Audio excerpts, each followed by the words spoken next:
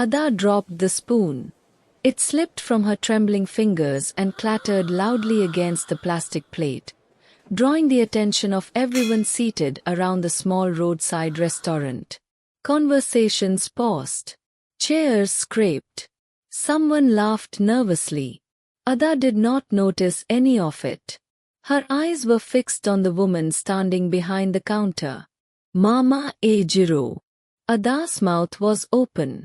Her lips moved. Her chest rose sharply as she tried to speak. No sound came out. She slapped her throat. Once, twice, harder the third time. Nothing. Madam, are you okay? A man asked. Ada turned toward him, panic flooding her face. She tried to answer him. She tried to scream. Silence. Her knees buckled, and she would have fallen if Mama Ejiro hadn't stepped out from behind the counter and grabbed her arm with surprising strength. Easy, my dear, Mama Ejiro said calmly. Sit down. Ada shook her head violently. Her eyes filled with tears. She pointed at her mouth, then at Mama Ejiro, begging without words. Mama Ejiro leaned closer and whispered, so softly only Ada could hear. You've eaten already. Don't make a scene. Ada's heart slammed painfully against her ribs. This was not happening. Just minutes earlier, she had been starving. Ada had walked past the restaurant slowly, telling herself not to stop. She had only 200 in her bag, not enough for anything decent. Her stomach had burned with hunger all morning, but pride had kept her moving. Then the smell had reached her. Stew. Hot rice. Meat frying in oil. Her steps had slowed. Her vision had blurred slightly. Hunger had a way of silencing warnings. Fine girl, come, Mama Ejiro had called out, smiling. Why are you suffering yourself? Ada had hesitated. I don't have money. Mama Ejiro had waved her hand dismissively. Sit down. First meal is free. That word had echoed in Ada's mind. Free. Now Ada sat frozen, unable to speak, unable to breathe properly, her hands shaking uncontrollably as Mama Ejiro guided her back into the chair like a mother calming a child. People were already returning to their meals. No stress, Mama Ejiro told them cheerfully. Small choking. Small choking? Ada stared at her in disbelief. Mama Ejiro bent down and whispered again, her breath warm against Ada's ear. Don't worry. It will pass. Ada shook her head. It wasn't passing. Her throat felt hollow, like something had been removed from inside her. Mama Ejiro straightened up and walked back behind the counter, humming softly. Ada tried again. She inhaled deeply, forcing air up from her lungs. Nothing. That was when fear truly took hold. Her voice wasn't stuck. It was gone. And Mama Ejiro knew it. Mama Ejiro had planned it. Ada pushed her chair back suddenly and stood up. The room spun, but she forced herself to move. She staggered toward the exit, ignoring the curious stares, her hands trembling as she pushed through the hanging curtain. Outside, the street noise swallowed her. Hawkers shouted. Motorcycles roared past. Life continued. Ada opened her mouth and tried to cry for help. Silence followed her into the street. Her beautiful voice, the one people always noticed first, the one that softened arguments and calmed anger, was gone. And somewhere behind her, Mama Ejiro smiled. Ada ran. She didn't know where she was going, only that she had to get away from the restaurant.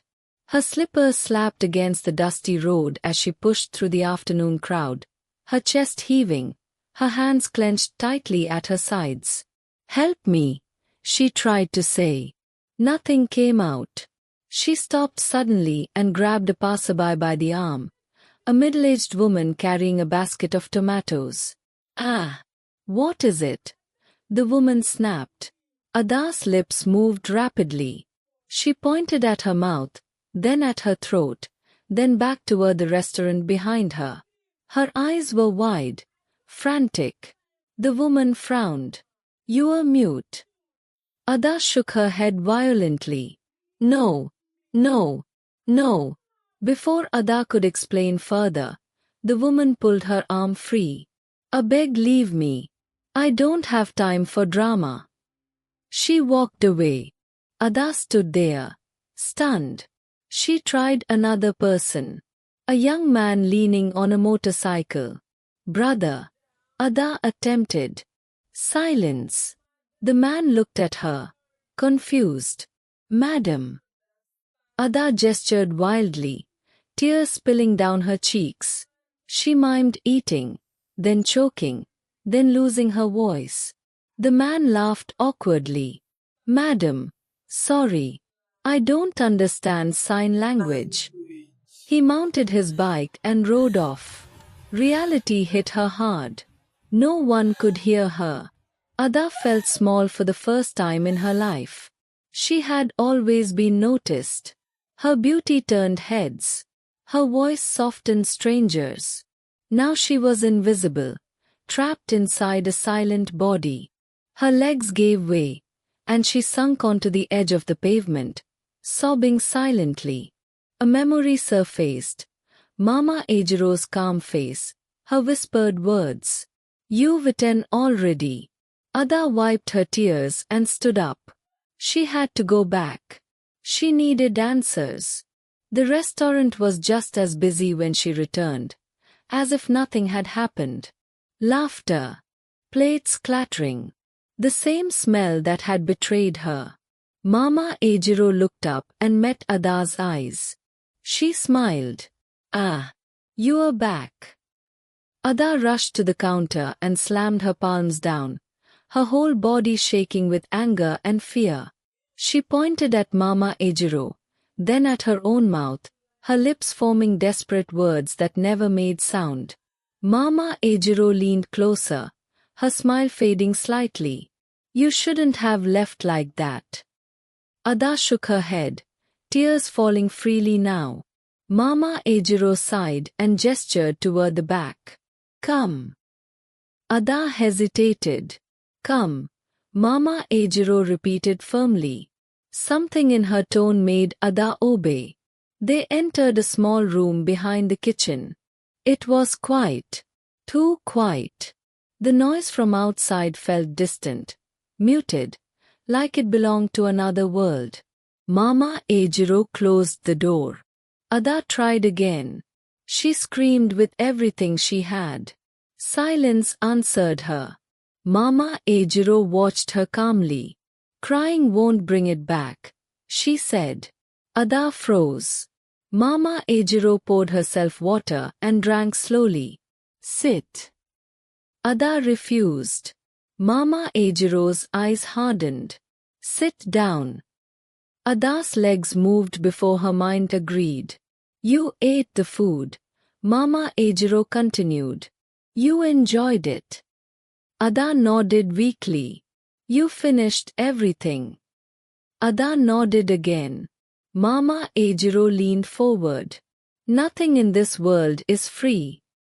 Ada's breathing became shallow. Mama Ejiro smiled faintly. Especially when you are beautiful. Ada's stomach dropped. Mama Ejiro tapped the table. Your voice was very sweet. Soft. Inviting. Ada stared at her. Horrified. I needed it. Mama Ejiro said simply. Ada shook her head violently and mouthed one word again and again. Why? Why? Why? Mama Ejiro stood up. Go home. You'll understand soon. Ada lunged forward, grabbing Mama Ejiro's wrapper. Mama Ejiro slapped her hand away. Don't touch me, she warned quietly. Ada collapsed onto the floor, shaking. Mama Ejiro opened the door. Leave before I change my mind. Ada stumbled out, her heart breaking piece by piece as the sounds of eating swallowed her again. She didn't know yet that this was only the beginning. Ada did not go home immediately. She wandered. The city felt louder than usual, as if everything was mocking her silence. Hawkers shouted prices she could not bargain with. Children laughed sounds she could not respond to. Everywhere she turned, voices surrounded her, reminding her of what she had lost. She reached her room late in the evening. The door creaked open. Darkness greeted her. Ada dropped her bag and sunk onto the floor, hugging her knees. Her chest hurt. Her throat felt empty, like something had been ripped out and left a hollow space behind. She tried again. One last time. She inhaled deeply and forced her mouth open. Nothing. Ada slammed her fist against the wall. Tears streamed down her face without sound. Her phone vibrated suddenly. She flinched. A notification. An incoming audio message. Ada frowned and tapped it. Her breath caught. A voice filled the room. Soft. Calm. Beautiful. Her voice. Good evening, dear customers, the voice said cheerfully. You are welcome to Mama Ejiro's kitchen, where every meal is prepared with love. Ada screamed. No sound came out, but the scream tore through her chest. She dropped the phone like it was burning her. The voice continued. Laughing. Chatting with customers. Alive. Ada crawled forward and grabbed the phone with shaking hands. She replayed the message. Again. And again. It was her voice. Not similar. Not close. Her exact voice. Ada staggered to her feet and stumbled back outside. The restaurant lights glowed in the distance. She ran. When she reached the place, it was crowded. People stood outside, attracted by something new. Ada pushed her way forward. Mama Ejiro stood behind the counter, smiling proudly, talking with Ada's voice. Madam, a customer said excitedly, your voice is very soothing. I like how you talk to customers. Mama Ejiro laughed. Ada watched from the doorway, shaking violently. Her heart felt like it was being crushed slowly. Mama Ejiro saw her. Their eyes met. Mama Ejiro's smile widened. Ada pushed through the crowd and slammed her hands on the counter. Mama Ejiro raised an eyebrow. You are back again. Ada pointed at Mama Ejiro's mouth, then at herself, her eyes blazing with anger. Mama Ejiro leaned closer, still speaking in Ada's stolen voice. You didn't think it would be that easy, did you? Ada shook her head furiously. Mama Ejiro motioned for her to follow again. This time, Ada didn't resist. Inside the back room, Mama Ejiro dropped the fake warmth. You hear it now, she said. You understand. Ada nodded weakly. Mama Ejiro folded her arms. Your voice attracts people, makes them stay, makes them eat more. Ada's knees buckled. Mama Ejiro continued calmly. Before you, I had another voice. A man's voice. Loud. Confident. But people respond better to yours. Ada pressed her palm to her chest, shaking. Mama Ejiro sighed. You should be proud. Ada grabbed a pen from the table and wrote furiously on a scrap of paper. Give it back. Please. Mama Ejiro read it and shook her head. That's not how it works. Ada wrote again. I'll pay. I'll work. Anything. Mama Ejiro smiled. You already paid. Ada's body went cold. Nothing in this world is free, Mama Ejiro repeated. You ate without paying money. So you paid with something else. Ada scribbled again, her hands shaking. How do I get it back? Mama Ejiro stared at her for a long moment. Then she said quietly, You bring me another voice. Ada froze. Mama Ejiro leaned in. Someone else eats for free. Ada's heart pounded painfully. Mama Ejiro stepped back and opened the door. Think about it. Ada stumbled out, her mind screaming even though her mouth could not. Outside, a young girl stood at the entrance, staring at the food. Hungry. Ada's breath caught. For the first time since losing her voice, Ada understood the real cost of that meal. Ada could not sleep that night. Every time she closed her eyes, she saw the young girl standing outside the restaurant, staring at the food the same way she herself had stared just hours earlier. Hunger had the same look on everyone. Desperation erased age, beauty, and pride. Ada sat on her bed, clutching her phone. She played the audio again. Her voice laughed softly from the speaker. Sit down, my dear. Food is ready. Ada pressed the phone to her chest and rocked back and forth. That voice was supposed to be hers. She remembered how people used to tell her, Ada, your voice is calming. How customers stayed longer when she spoke. How arguments softened when she intervened. Now her voice was being used to trap people. The next morning, Ada returned to the restaurant, not to confront Mama Ejiro, but to watch. She stood across the street, hidden among traders and passers-by. She watched Mama Ejiro greet customers with her voice. She watched hungry people hesitate, then sit. She watched plates get emptied. And every time someone ate, Ada felt something twist inside her chest. At some point, Mama Ejiro stepped outside and spotted her. Their eyes locked. Mama Ejiro crossed the street slowly and stood in front of Ada. You didn't sleep, Mama Ejiro said in Ada's voice. Ada glared at her. Mama Ejiro smiled. You're thinking too much. Ada shook her head and gestured angrily toward the restaurant. Mama Ejiro leaned closer. You think you're the first. Ada froze. Mama Ejiro's expression turned serious. There have been others. Some stronger than you. Some weaker. Ada's breathing quickened.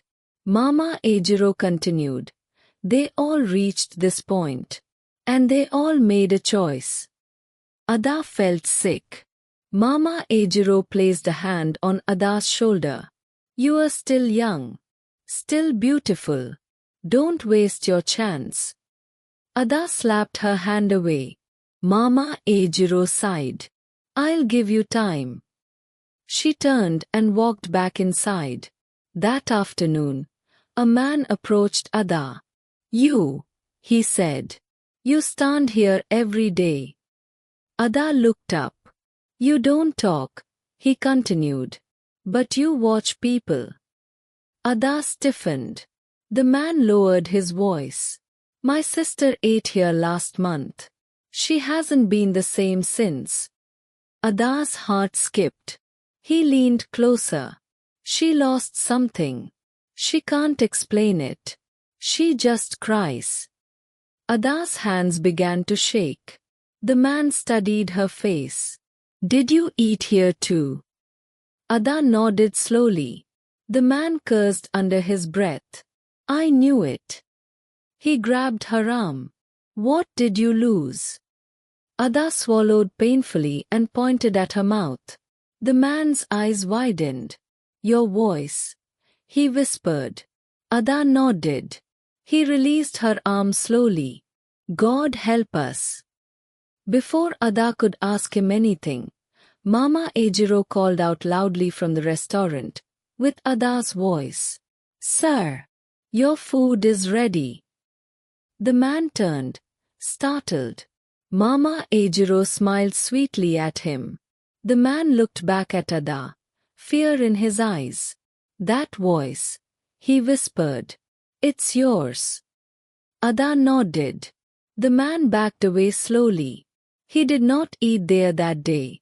That night, Mama Ejiro sent Ada a message.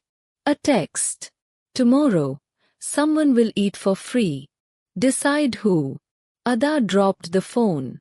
Her hands trembled violently. She knew what Mama Ejiro was doing. Forcing her to choose.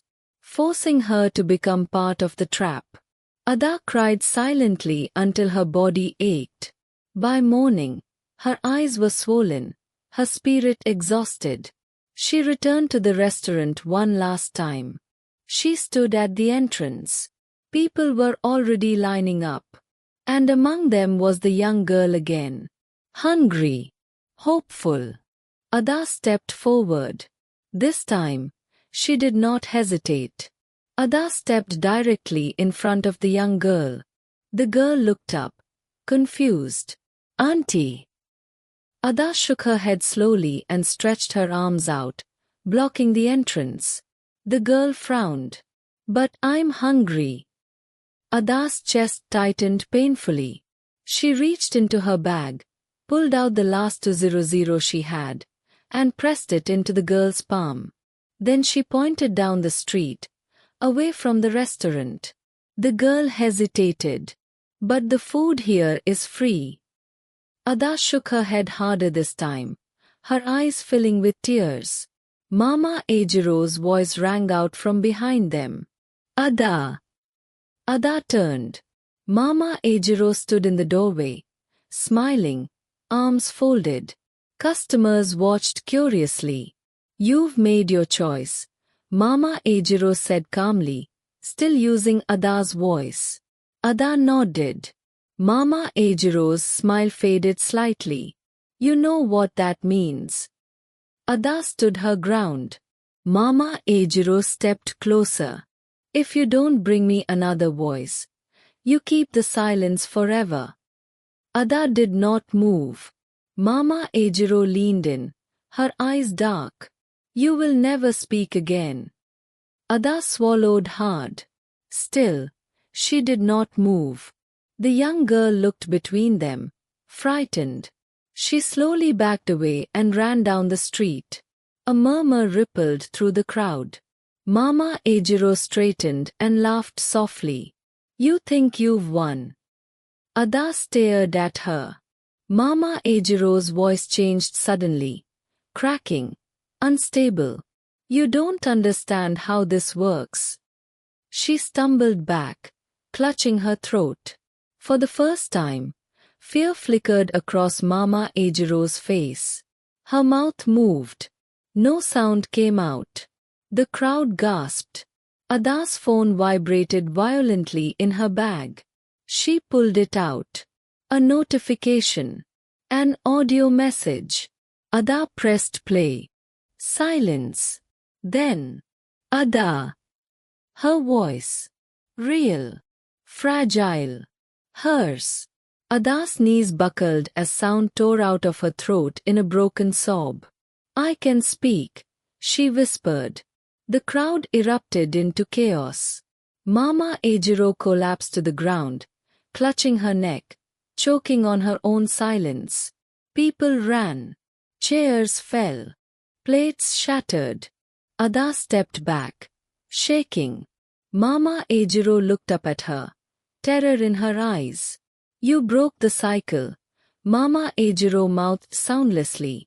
Police sirens wailed in the distance. Ada turned and walked away. She did not look back. Weeks later, Ada stood at a roadside stall, paying for food before eating. She spoke softly, carefully, as if afraid the sound might disappear again. People listened. Her voice carried weight now. If you've watched this story to the end, pause for a moment. Ask yourself, what would you have done in Ada's place? Would you have saved yourself, or saved someone else? If this story kept you thinking, subscribe so you don't miss the next one. Like this video to support the channel. And comment below. Would you have made the same choice Ada made? Because sometimes, the most expensive meals are the ones that are free.